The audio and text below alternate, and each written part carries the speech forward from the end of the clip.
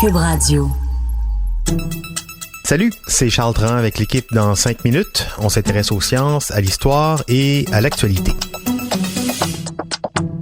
Aujourd'hui, on parle de dette.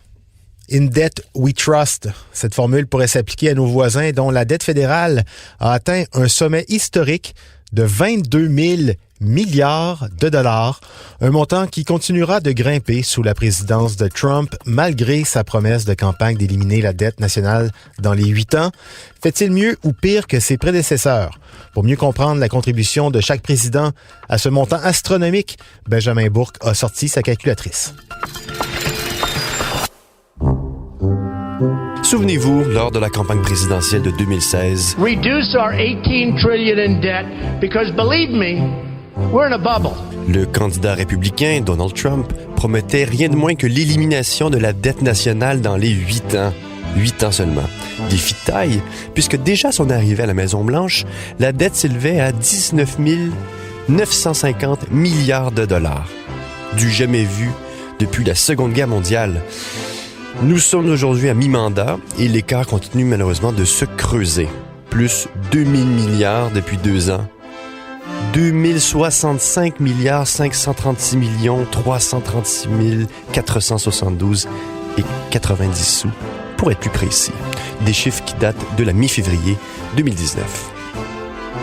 Rien pour aider, les allègements fiscaux, notamment pour les entreprises, et le gonflement des dépenses, surtout dans l'armement, pourrait alourdir ce fardeau et faire grimper le montant à 8 300 milliards de dollars d'ici la fin de son mandat. Son premier, le dernier peut-être. I'm the king of debt. I'm great with debt. Nobody knows debt better than me. I've made a fortune by using debt. N'étant pas des spécialistes de l'économie, en 5 minutes, on s'est davantage livré à un exercice historien et iconographique qui consiste à replacer dans la durée la somme des déficits budgétaires par président américain, un calcul qu'on a fait depuis la fin du 18e siècle jusqu'à aujourd'hui. On a été aidé par les données du Trésor américain. Car s'il y a bien une chose qu'il faut retenir dans tout ceci, c'est que la dette est un processus historique. Elle est héritée des générations précédentes, aussi bien que transmise aux générations futures. Et dans l'histoire de nos voisins, l'évolution de la dette est le plus souvent liée à 2 facteurs, la guerre et les récessions. Alors, dans l'ordre, parmi les plus grands contributeurs à cette dette, on retrouve au sommet de la pyramide Roosevelt, 1048% d'augmentation, un bond vertigineux qui s'explique par le contexte de la Seconde Guerre mondiale. Au deuxième rang, le président Wilson, plus 727%. Là aussi, il y a un contexte. C'était celui de la Première Guerre mondiale qui a coûté cher, très cher. La dette est passée de 1 300 milliards en 17 à 26 milliards de dollars 2 ans plus tard, en 1919. Et ensuite, on a Reagan avec 186% d'augmentation. Bush fils suit ensuite avec un bond de 101%. Et en 5e position, Obama avec 74% d'augmentation de cette dette. Bon, ça c'était pour le top 5. Prenons un petit temps d'arrêt aussi sur le contexte. Revenons dans la seconde moitié des années 90. Contexte de croissance exceptionnelle. Les surplus s'accumulent si rapidement que l'administration Clinton, alors en poste, commence à réfléchir aux conséquences économiques de la disparition de la dette. Oups, on est peut-être allé un peu rapidement. Viennent ensuite les guerres en Afghanistan et en Irak sous George Bush fils, qui ont fait plonger les finances fédérales dans le rouge.